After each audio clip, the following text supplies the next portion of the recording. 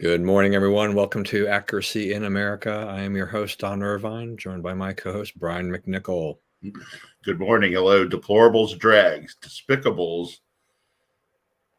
Dog. I don't have my list, man. Deplorables, Dog-faced drags, mini soldiers, Neanderthals, what we doing? Neanderthals, Chumps, chumps, and semi-fascists. semi-fascists, and of course the dog-faced money soldier. Where's your list? What happened? I didn't get the thing. I've sent it to you twice now. Okay. If you got this link, you should have gotten the.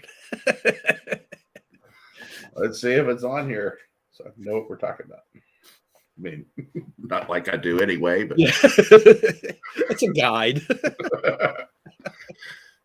All right. Anyway, so I did want to mention today is December 7th. So December 7th, 1941, Japan attacked Pearl Harbor, as President Roosevelt has said, a day that which will live in infamy. I think it was 2,403 lives were lost that day. And I correct me if I'm wrong, but aren't there not? There's still seamen that were entombed there, right? I mean, they never recovered. Right.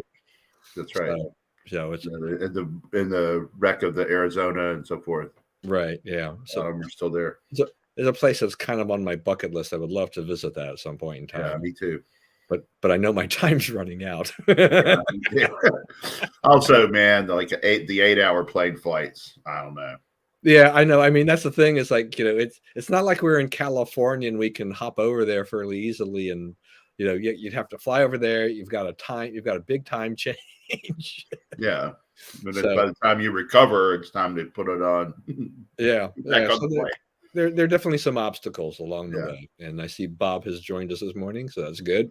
All right. So let's talk about the Georgia Senate race. So we finally got the results.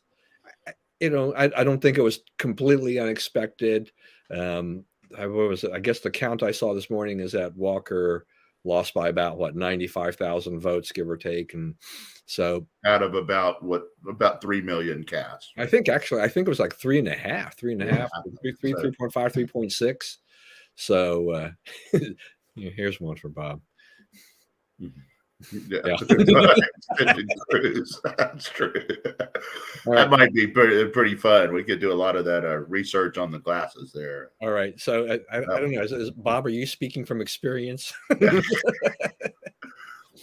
But anyway, back to Georgia. So the results were not completely unexpected. I think that Warnock probably had the advantage there overall. But as the media is gleefully talking about is the final, as soon as I was the kind of the final rebuke, or another rebuke for Trump in 2022 for his candidates. Let's talk about that. I mean, that's been a topic that's been in my wheelhouse of the last few days. Okay, so in the case of Herschel Walker, Trump endorsed him. Then he won a statewide election. He had some problems as a candidate, right? He said some crazy things, the dirty air from China coming over here and the clean air going over there. And, there were various allegations of various women that he hit them, beat them, threatened them with guns, impregnated them, forced them to have an abortion. Who knows what, if any, or all of that is true, right? But it was a lot. It was so much that it's hard to say, oh, every single one of those was a lie, right? There was a lot going on there. So a flawed candidate. But you knew that the people of Georgia knew that before they voted in the general, right? When they made him, just a few thousand votes from Warnock then, right? He was by far the leading Republican. He won the Republican primary in Georgia, right? All these other guys, they won statewide elections with Trump's endorsement. Okay, then they get into the general. In the case of Herschel, they poured in some money at the end, but he was outspent about 7 or 8 to 1 in the general. Okay, so there's a little money at the runoff, but the runoff, the die is kind of cast. That was a harder brick to move, right? It looks like our candidates, the Republican candidates that Trump endorsed, the ones that he gets blamed for, were all outraised by, 4-1, 7-1. In the case of Blake Masters, about 12-1 in Arizona. So if people, if we're not going to raise money for the candidates, and you say, oh, it's Trump's fault, it's Trump's fault. Okay. Well, the people Trump, the people Trump didn't endorse couldn't even win a primary election, right? He is there running the board in primary elections. You can say, oh, he's endorsing unelectable candidates. He's endorsing the only candidates who can get elected in the primary, right? Who can win a primary. The others don't win the primary. So it's like a lot of people want to be mad at Trump, but you can't really blame this on Trump. Trump put in $15 million of his own money. Nobody contributed $15 million to the Democrats, to the Republican candidates like Trump did. And he's a private citizen. That's not his job. That's the party's job. And, to me, it's like they're talking about, do we need new leadership of the party? And it's like, you got pummeled pretty good in the metrics that apply directly to party leadership, right? So you can blame what you want on Trump, but, the things that party leaders are held responsible for, we didn't do very good on that either. Yeah, there's something to be said for that. I know you have mentioned this, the difference in the spending. The Democrats have had big advantages in a lot of these races. When it comes down to these candidates, the party, these people won their primaries. They beat other Republicans. Yeah. The part of that question is that were these candidates that were endorsed by Trump, were they really truly electable, in a statewide race? They won a statewide race. Herschel won a statewide race, or he wouldn't have won a statewide race with Republicans. He didn't win a statewide race with Democrats. Well, then put up someone else who can win the statewide race of Republicans. You're definitely not going to win as a Republican without the support of the majority of Republicans, correct? Right. So if you can't win the Republican, you ain't going to win the general. Right. But I'm just saying that you've got it's not just the Republicans you got to worry about. Kudos to those people. They did it fair and square. They won their primaries, so they are and were the nominees. Okay, I'm not going to argue. Yet another difference while you're there before we leave this point, in the Democrat Party, the poobahs pick the candidates, right? And that may be for strictly winning the election. That may be the better course, but with Republicans, we picked the candidates. The people picked the candidates. Yeah, the Democrats definitely went with the with more establishment candidates for them. The people, and they had a strategy, and by and large, their strategy kind of won out in the end. Then they controlled a lot of the levers to be able to have that happen. When you're the incumbent, right, you're going to have the distinct advantage to begin with. If establishment candidates were so good in Georgia, why are we talking about Raphael Warnock anyway, right? Why didn't Kelly Loeffler beat him? She was a classic establishment candidate, just supported by all the establishment and not supported by Trump. Yeah, but we also saw, with a lot of these races where, when there were other statewide races, governor, attorney general, things like that, secretary of state, that there tended to be a divergence between how many votes those people got versus the senatorial candidate, and things like that. There was definitely some thinking by voters that they were not going to vote straight ticket there. Walker trailed Kemp by a pretty large margin, with that. If he had aligned, if that had been more in alignment, we wouldn't have even needed a runoff, and Walker would have been the senator. So there's issues. And part of that key in the end too is just that there are flawed candidates. And the Republicans, at least from a voting perspective, they wind up nominating more flawed candidates than the Democrats do. Or at least the Democrats with their flawed candidates, their flaws are glossed over and covered up by the media and not exposed to that degree. So you have those issues, and those things definitely play a part there. But now you've got a Senate that is, fully in control of the Democrats 51-49. They're going to control the committee assignments. They're going to be able to get through a lot of things on the Senate side that they were, a lot easier than they were before. Of course, they still have to deal with a House that is flipped. That will do what it can to kind of do some blocking and tackling, and in the end, you probably wind up with a lot of things not really going to go anywhere. But that's why you see this race to the finish line right now by the Democrats.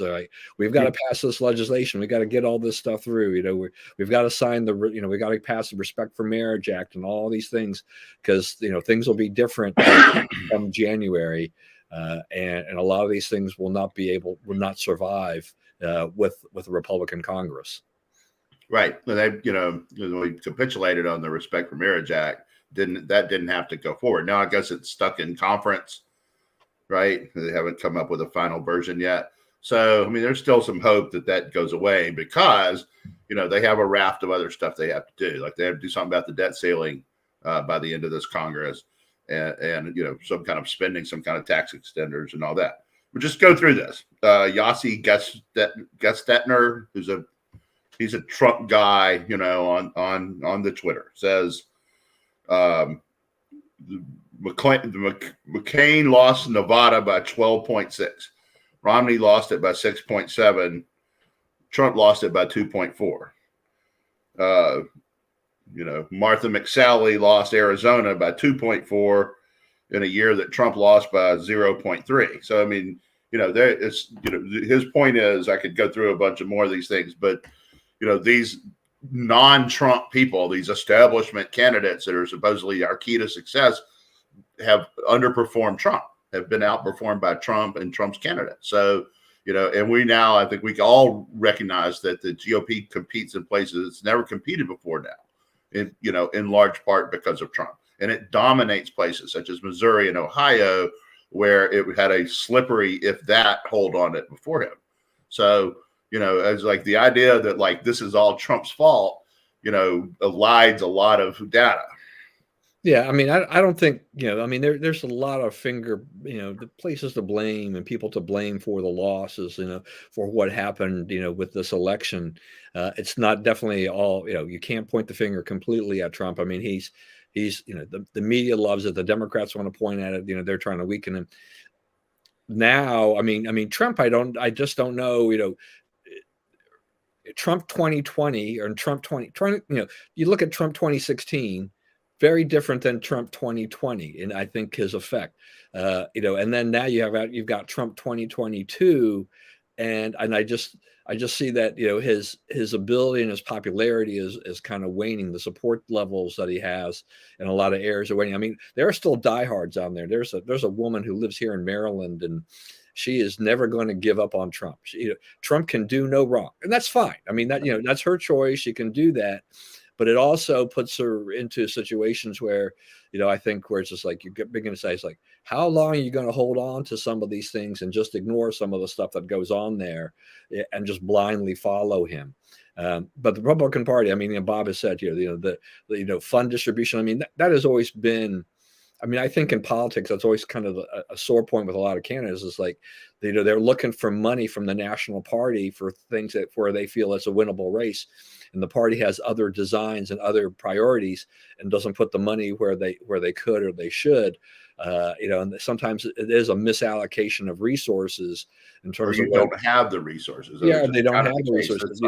Right, so they don't have the resources to do things. So, we'll have to wait and see. I mean, we'll have obviously the presidential election in 2024. The Democrats, there'll be more Democrats, I believe, that'll be up for re-election in the Senate in 2024. Like so they're going to have a lot of people to defend there. I guess, is it Manchin's turn coming up in 2024? Yeah. So, he's vulnerable. We've talked about his situation there because, West Virginia only gets redder. I mean, I was on a call the other day, with some people from West Virginia's conservatives, and they were talking about, how much, you know, they already have virtually almost all the seats you can grab in the state legislature, and they Yeah. grab, you know, they picked up more. It's Yeah. like, you know, Yeah. It's I down to mean, like, what is it, like 66 Democrats to in those 10 states, or something, right? yeah, In the they're House. just about extinct. The interesting thing is that, so this is a center right. This is one of those meetings that was emanate, you know, kind of originated with, you know, Grover Norquist, right? And so, but the guy that runs it for West Virginia for this Eastern Panhandle, he's a former state legislator.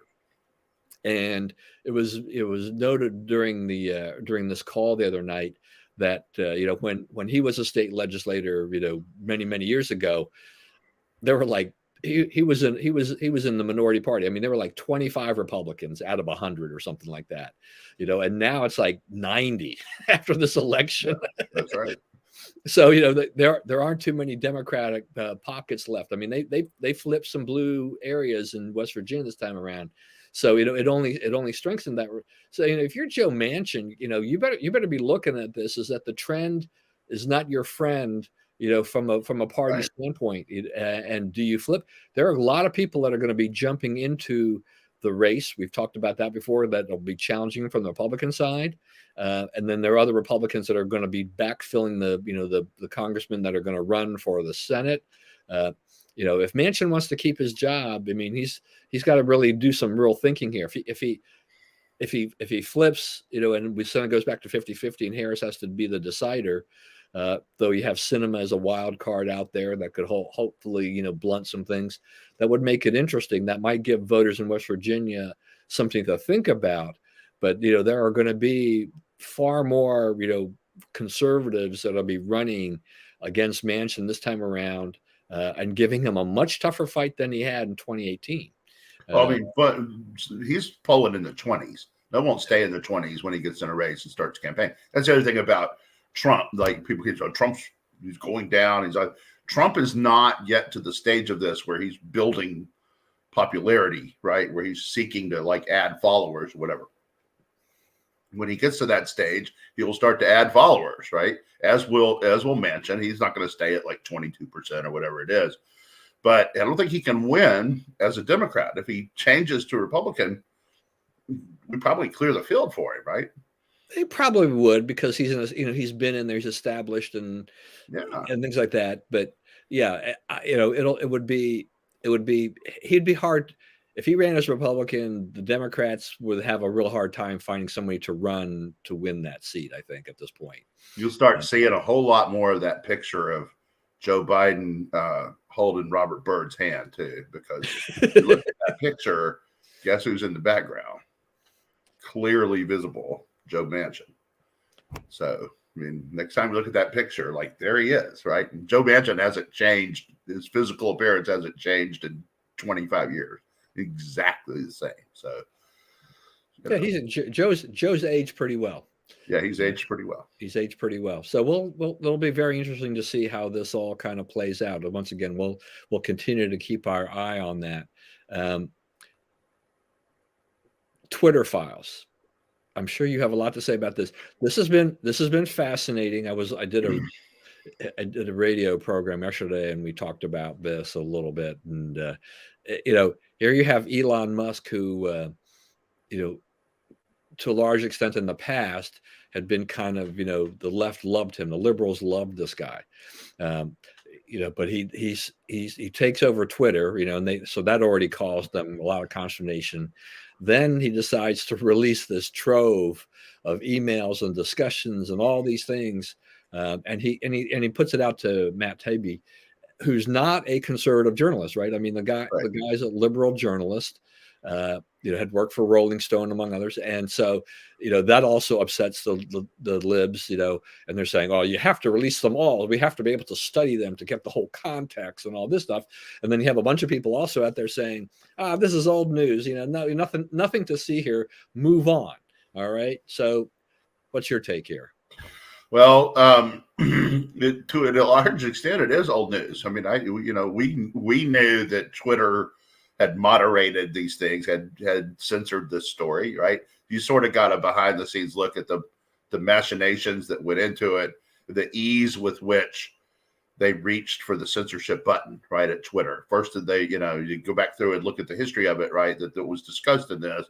At first it was a thing or two, then it was once a month, then it was once a week, then it was several times a day that they were, hey, here's a list of things from the Biden team that we are going to deal with. And then the guy sends back the deal handled, right? So they just took their list of things the Biden campaign wanted censored and just went right out and dutifully censored it, right? Including this thing. And then Media Research Center ran a poll on this and found out that if people in battleground states had known about what's on that laptop before the election, enough of them would have flipped their votes for Trump to have won. So, I mean, that decision turned a presidential election. It determined the winner of a presidential election.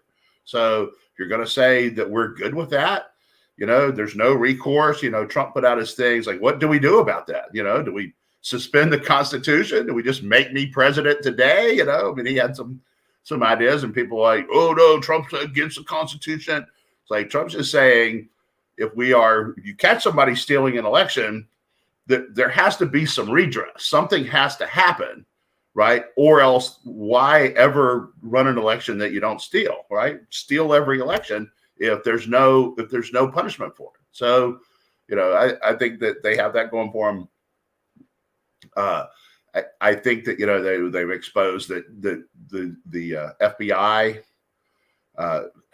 got the things that reflected badly on it edited out by James Baker, former senior counsel at the FBI, who had become a senior counselor for Twitter. And then he was editing this stuff before it went out, but after Musk had approved what to put in. Musk found out about that yesterday and frog marched him out of the building, right? This guy's a national security risk. His loyalties, maybe to the United States, but, not in any kind of strong, discernible way. There's a lot of traitorous actions in his past. So, I'm not, I don't know, I don't know what the law says, right? I don't know if these people are going to end up in prison for any of this, but, it really looks bad for Twitter. Looks bad for the Biden administration. And now you're not going to be able to hold off the questions about what's on the laptop. Well, I mean, and you have the White House is, Karine Jean-Pierre. I mean, she's trying to deal with this, but she has no clue. I mean, she's just she's so bad at this. She's terrible at her job. I mean, it's just, putting her in, I mean, I thought the one before her was bad, but she is considerably worse than her. Yeah. You kind of look at, I mean, Psaki looks pretty good in comparison. Yeah, she was more competent than Karine Jean-Pierre. Okay, I mean, Karine Jean-Pierre she just can't get out of her own way. She doesn't really understand what's going on here, and cannot really fully explain how to deal with these issues that they're being hit with. I don't know if I would go as far as saying that the election was stolen, because I think there's no doubt in my mind that that there are votes that probably could have gone in the other way had more of this information been out there beforehand. But is it in our history, is it any different than a lot of other things where information has been withheld? I mean, I keep thinking about stuff that, I keep thinking about the gubernatorial election in Maryland with Ellen Sauerbrey and Paris Glendening, and stuff came out after the election that I felt, with that election being as close as it was, could have made a huge difference. But the Washington Post sat on information, things like that. This is not unusual. This happens in politics all the time. I love the back scratcher. All right. All right. That's kind of old school, Brian. Trying to do it without getting spotted, but now that I'm spotted, I'm dealing with the problem. But so you have these things, but there's no doubt that that this is just a terrible thing here. Conservatives and others have been talking about this Hunter Biden laptop in the media and in the mission. They definitely colluded to put a lid on this, to keep this out of the public view, right? And as you mentioned, this Baker guy, it's like you got to begin to wonder. I mean, he worked for Comey, he worked with Comey, and then he's doing this stuff for Twitter. I mean, thank you, Elon Musk, for finally getting rid of this guy.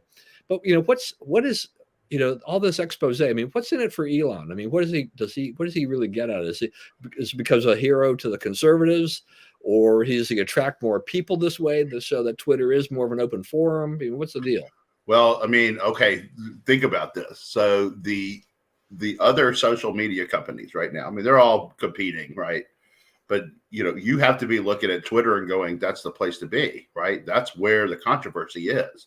Their traffic is they're in record traffic every day, because people are flocking to it to see the new truth, right? I mean, it's like somebody took the veil off and you can see everything. Now he hasn't restored everybody that all these people want restored and all this stuff yet. I guess these COVID doctors, Peter McCulloch, and there's 2 or 3 of them that they're still banned. And well, he restored Kanye, but he had to ban Kanye. He had to ban Kanye again. And his remarks on that were kind of chilling, because it was sort of just like, personal pique. Well, I had to do it.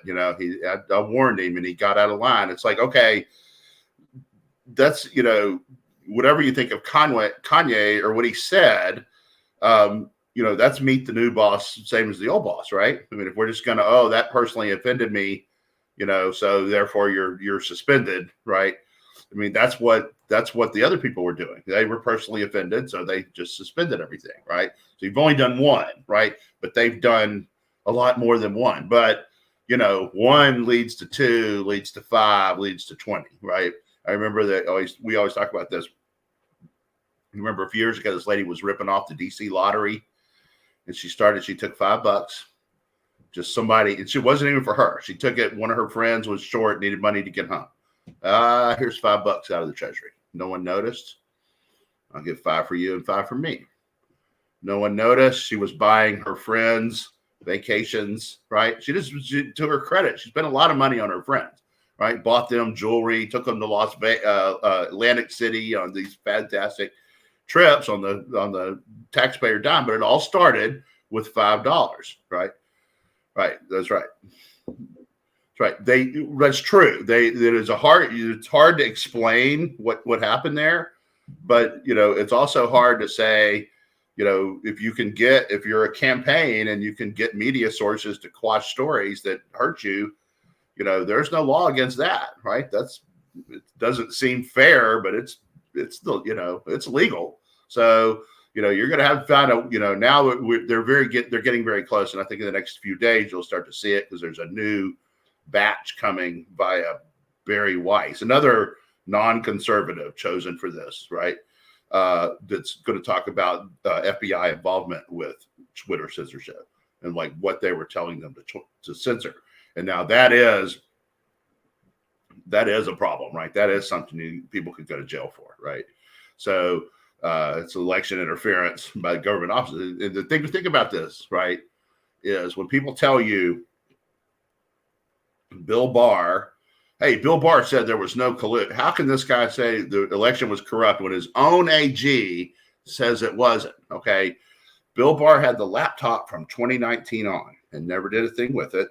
And Bill Barr didn't do a thing to determine whether there was corruption in the 2020 election. He answered the question in 2 days with no investigation into it. So, looking back at it, Bill Barr was not really a friend of Donald Trump's. But one argument you can make against voting for Donald Trump anymore is, he let a lot of disloyal people work in his government. He did not understand the importance of fumigating that place, right? He had the Fiona Hills and the Alex Vindmans and this guy, right? Comey. It's important to clean house. When you take over, fire everyone it's legal to fire, put your people in there. Yeah, and for Musk, I mean, one of the things when you're talking about this traffic situation is just that, by releasing this, a little by little, you kind of guarantee yourself, this extended audience, what the newspapers have done with, multi-part series or television shows and things like this, is that, I think even Netflix to a certain extent now, they used to release a lot of things just all at once, right? And Yeah. so people would just binge 8 episodes or 12 episodes or whatever program, and they've realized in some cases it's better just to dribble them out to keep your people coming back Right. for more. And so it builds us up. So Musk is yeah, it's been interesting to watch what's going on there, and if I'm running a social media company, one of the other competitors, you know, I'm going to be a little worried in a sense because you've got you especially if you know that you have done something similar. Is not the pressure going to be on there for you to do the same thing? I mean, Musk is basically saying, "Hello," we're basically saying this is what happened here. We don't think that you guys were completely innocent either. Right. And if you have if you are known as the free speech social media company, that's one product where being pro free speech is a huge advantage.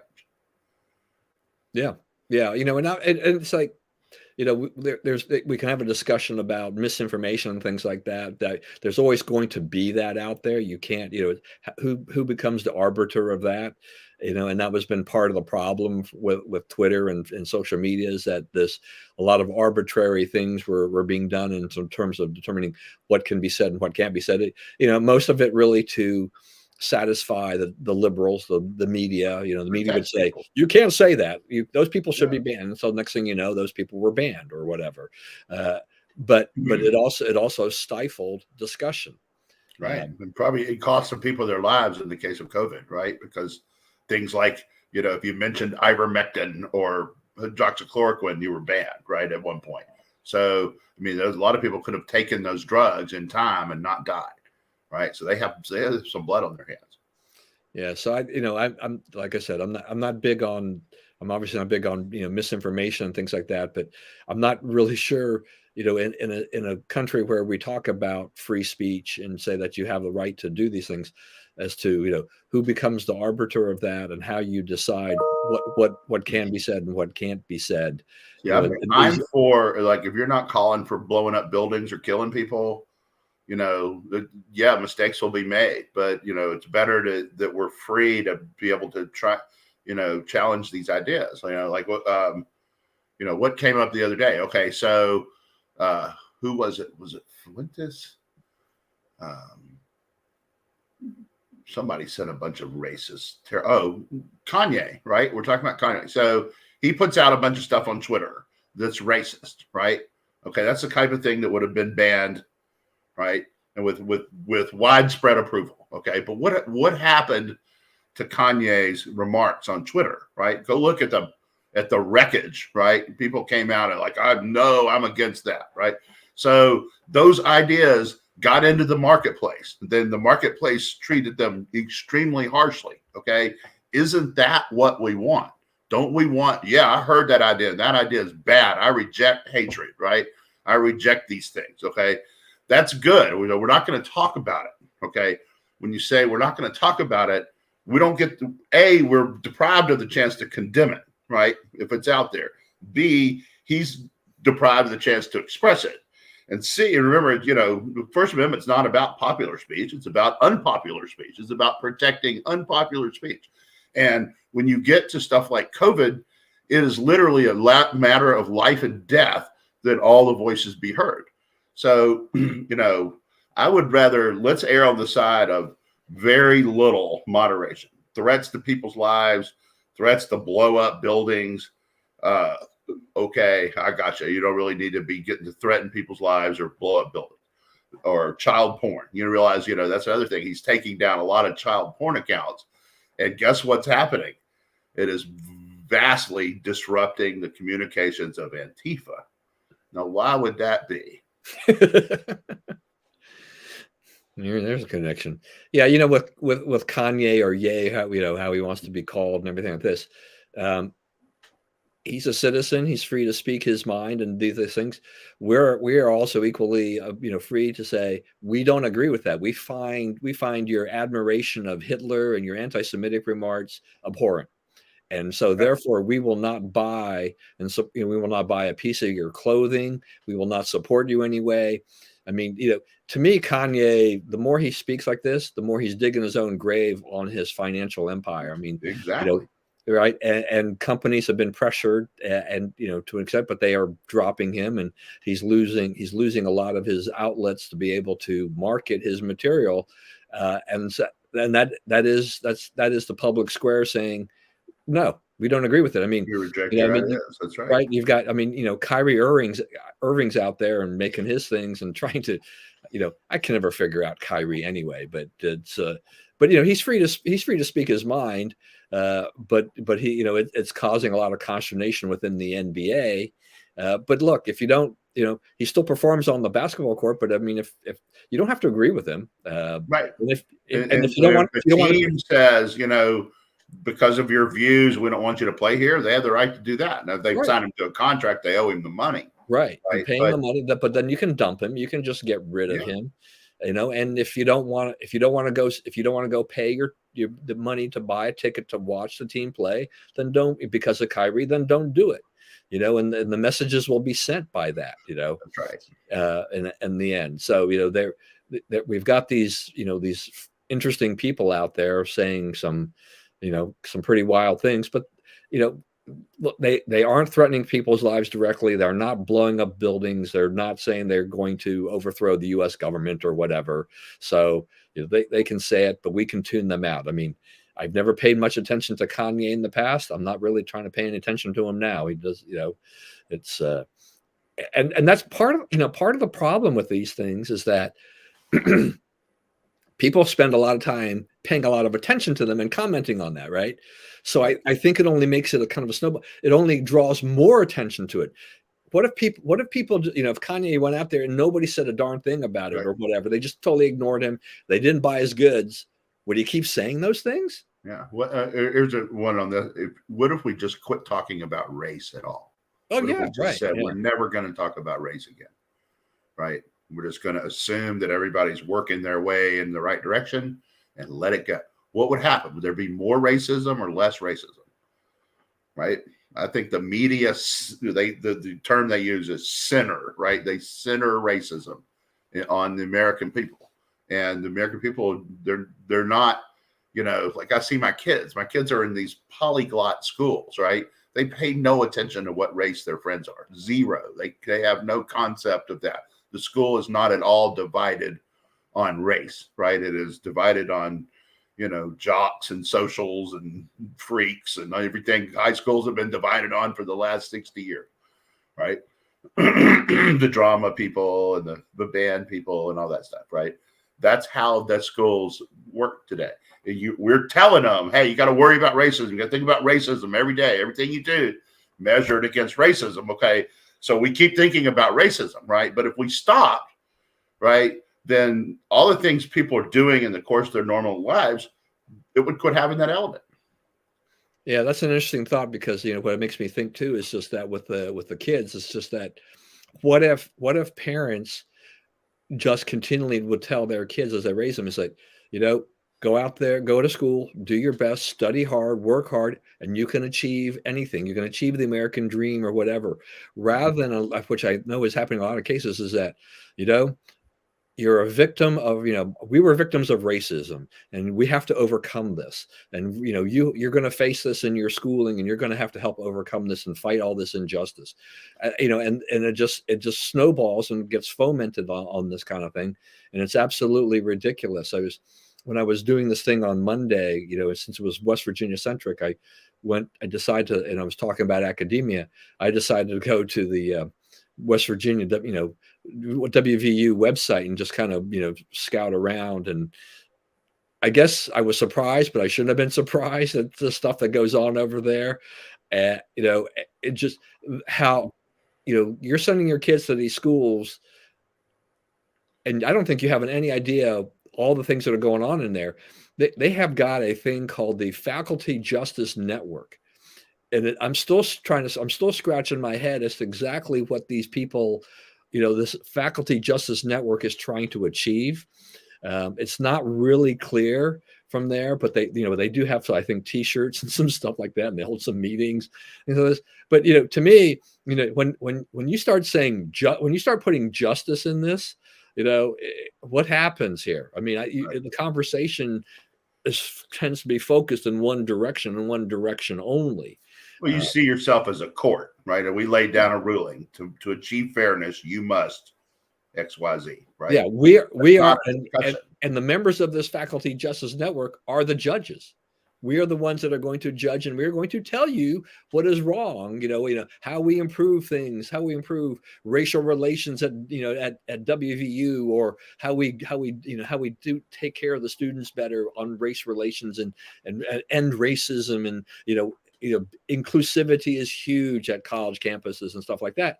And one of the people there was he had actually looked at Shepherd, college, which may be university by now, I don't know, but he said he was seeing the same thing, and that's a very small school. But he said he was telling people he knows why they probably shouldn't be sending their kids there, and it made me think. With a lot of things that happen here, is that there are a lot of kids who wind up going to schools, this kind of legacy thing. Is that, my father, my grandfather, or my mother, where generations have gone to, particularly when you have like something like in West Virginia. I think there's a lot of things where there are generations that have gone to WVU or to Marshall or whatever, right? You have that. And so they figure that we want you to go there because mom and dad went there or grandpa went there or whatever. But they're no longer looking at the curriculum and how things may have changed since they went. It was a wonderful time when they went there, but do you see what even for schools like that, how the indoctrination is starting to seep in, Right. where a lot of these parents probably never thought it would happen. They're not paying enough attention. Right. And it's like, if you look at a map of Virginia, right, electoral heat map of Virginia, right, it's all red in the middle of the state except for the one island of blue in Charlottesville, right? There's an island of blue in Blacksburg. In parts of Southwest Virginia, where Virginia Tech is, you had some where it's people in Congress got 70 or 80% of the vote, right? The area is so Republican that it's Republican candidates are getting 80% of the vote, okay? But the college town is blue, okay? And so, okay, well, you're challenging their views, teaching them something else. Okay. But should the college be that far ideologically from the people it's purporting to educate? Right. Is that not somewhat of a danger? Right. Is that not setting you up for a certain amount of failure? And who lets that happen and for what reason? All right. Why can't conservative scholars get a job? You know what I mean? So this brings up something that you triggered me on this, or you kind of got me thinking about this. So one of the things I had been reading about in Georgia, once again, as they always will talk about disenfranchisement and things like that. You mentioned college, how there were a lot of college kids that said, that were kind of claiming that, they were not able to vote in this runoff, but they were not, they were college kids. They were not residents of the state of Georgia. Right. And this is one of those things too. It's like, hey, look, the student actually is a resident of New York. They happen to be going to school in Georgia for a while, but they actually are, they get all the benefits of being a resident of whatever state they're in. And yet they want to be able to go in there and vote in something like this because they think their vote will vote for the Democrat in particular. It seems to me that, particularly with these college towns, I know College Park had gone through this, and I can't remember what the final resolution was, is that there were students, and they get a lot of, University of Maryland gets a lot of students from New York and New Jersey and places like that. I think, maybe they're now allowed to vote in the local municipal elections or something right. like that. But non-citizens. Yeah. But, College Park, and I think Tacoma Park too. Yeah. So you're seeing a lot of this. I mean, what's your thought about that?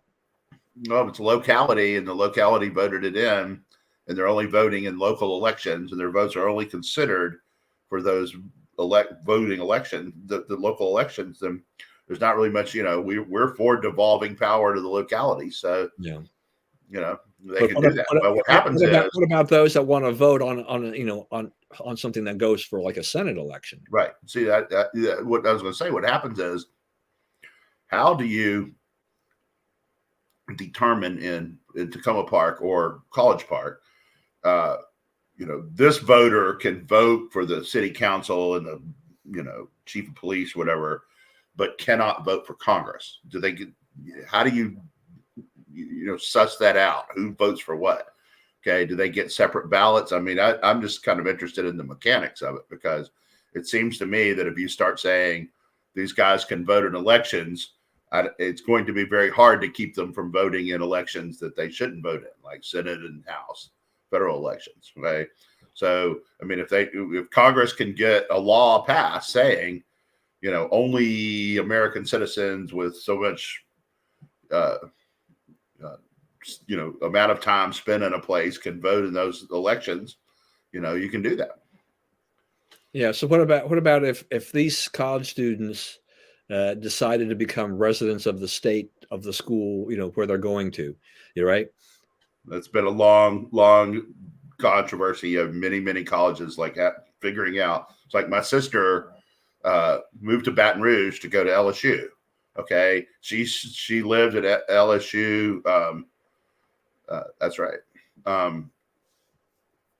She stayed at LSU, then lived in Baton Rouge for the next 30 years, 25 or 30 years. So at what point did she become, not just a college student down from Shreveport, but an actual resident of Baton Rouge? I don't know. I don't know how all that worked, but at some point she should have been allowed to vote in Baton Rouge because she lived there. She didn't, So do you have to get out of college? Is the whole time she's at LSU, she's that? I don't know.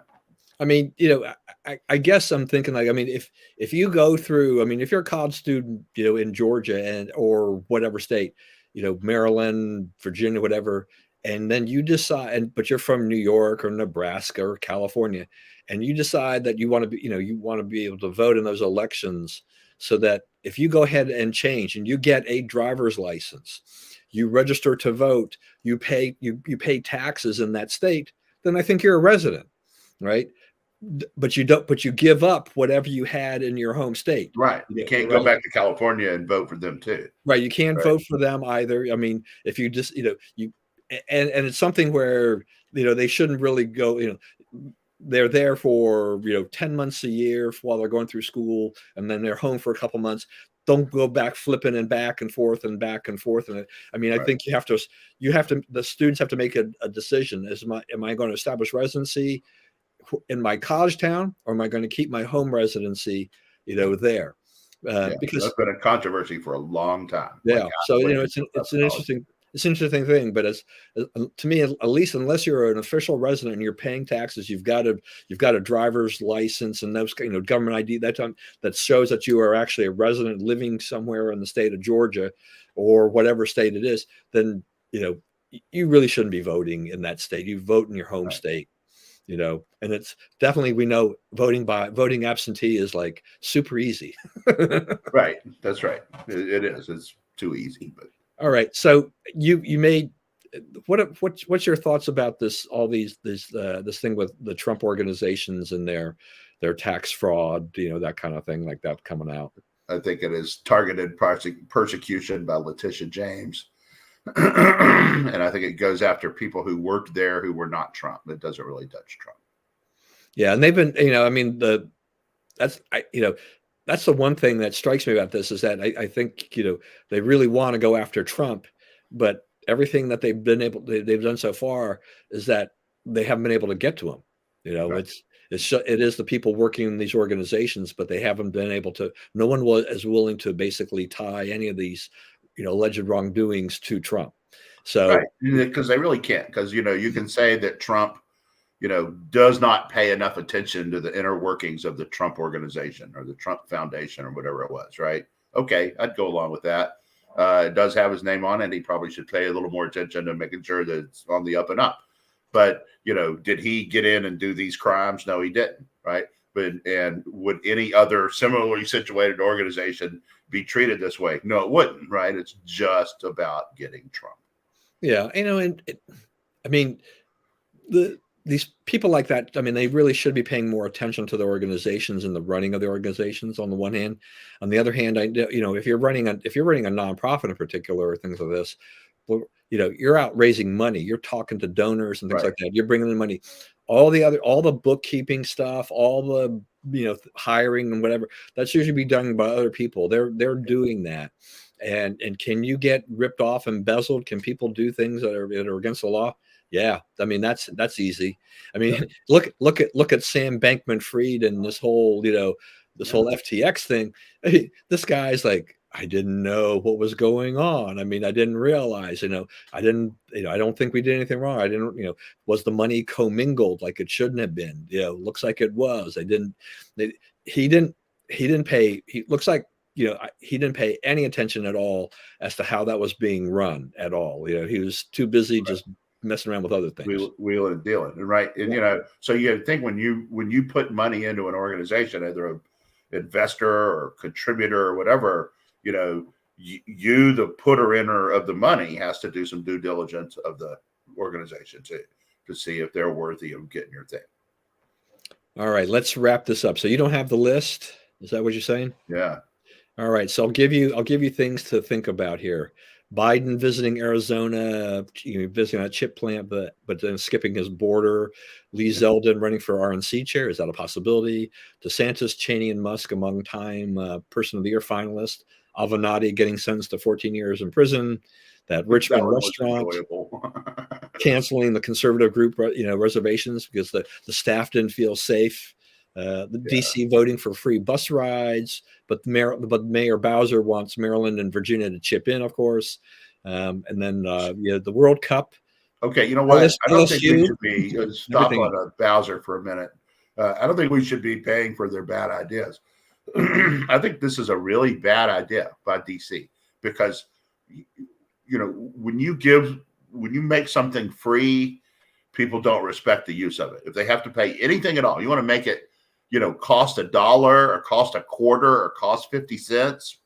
You're not making your profit, but you're not even covering your costs. But it costs something to get on the bus. So you're going to say, okay, am I going to walk a block or ride the bus a block? Okay, I'm going to walk because I'm not going to give them 50 cents for one block ride, right? But if it's free, I'm going to make that bus stop twice. Once to pick me up, once to drop me off a block away, right? Also, who else is going to use it? Bums, right? It's going to be just there's no reason you can't make them get off the bus, right? Because there's no pay cycle, right? Because normally what happens is they pay enough money to get on the bus and they ride the whole cycle, right? And then the guy's like, okay, you got to get off, okay?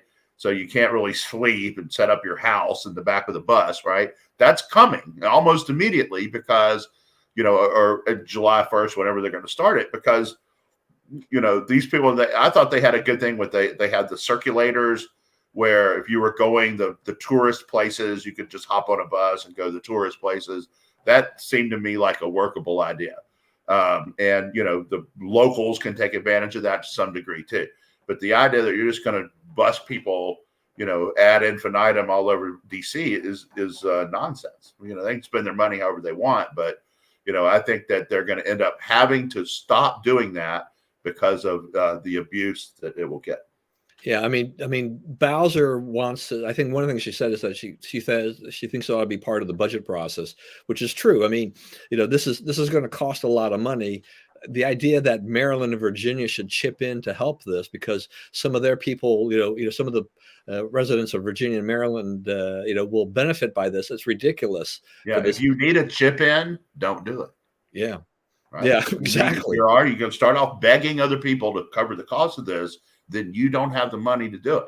Yeah, and your point about the the vagrant types, being on there. Look, I think one of the times I rode the light rail system in Phoenix when there was a NRA show down there. So I hopped on from the convention center and was heading back to my hotel. And I'm like, what is this stench on this? And I realized that it was a homeless guy who was sitting in one of the sections in there, and he was just kind of snoozing away. And I'm thinking, like, the light rail, which to me is just a huge boondoggle because there are no fare gates, at most of this light rail. This light rail is basically you've got a ticketing machines, buy your ticket, and then you know, to your destination, whatever, pay your money, and then you're on. 90% of the time you're on there, you never see anybody from law enforcement, from the transit authority, double checking to see whether or not you've paid your fare. So, light rail has a slight problem in that sense that in some cities, people will use that. Okay. In DC, with the weather we have, you make it free. Oh my gosh. I mean, not only the vagrants, I mean, I can just see other rowdy teenagers and things like that getting on there. When you have no barrier to get on the bus except for the capacity of the bus in the end, there's this is a nightmare. And a lot of people are crazy, violent, crazy. You can't keep them off the bus now. No, this is something that Muriel Bowser, she's got to find a way to kill this, and get, this just cannot happen. It was voted 13-0. Yeah, that's right. They all think it's a good idea. Yeah, they all think it's a good idea. What I want to do is, for people like that, I want to see those council members, go ahead and start that program. I want to see you guys riding the bus for free and see what happens. Why would you ever bring your car, your drivers, your 15 people security detail anymore? Just get on the bus. It's free. Right? Save us all some money. Lead by example, please. All right. What else is on your list? Because there was a couple more you said I wanted to. I said Biden visiting Arizona. Will Zeldin run for RNC chair? That's one. So Zeldin, I guess Harmeet Dillon is running for it, and there may be one more out there. If somebody shows me a plan to where they're going to raise a lot more money and get a lot more people involved, I am all ears. Right? I think Rauna's lost. And I was a Rauna supporter. And I think a lot is blamed on her. That's not actually her fault. But, the fact is we got badly outraised, and that is on her.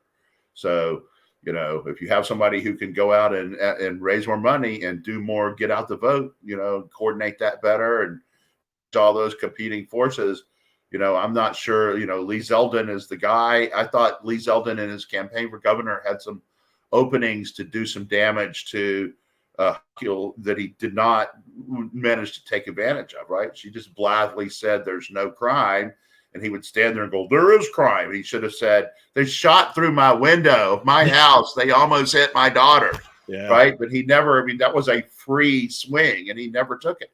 So, I think that, maybe it's him, maybe it's Dillon, I don't know. But I think that needs to be more go to a technocrat. It's not really a political backslapper job. It's someone who can assemble data and target people and raise money and get out the vote efforts. Yeah, I mean, I think the only reason McDaniel is even vulnerable is because the way the election turned out. I mean, it was what we saw in the House. I mean, it was that red wave was overhyped to begin with. Right, because most of the seats that would come our way in a swing election came our way in 2020. They won all 27 toss-up races in 2020. Yeah, so I think in this regard is that if they look to blame her for some of this, that's not really her fault. But I mean, fundraising needs to be addressed, and they need to raise more money and deploy it well. I mean, really strategically, and deploy it being smart. So we'll see.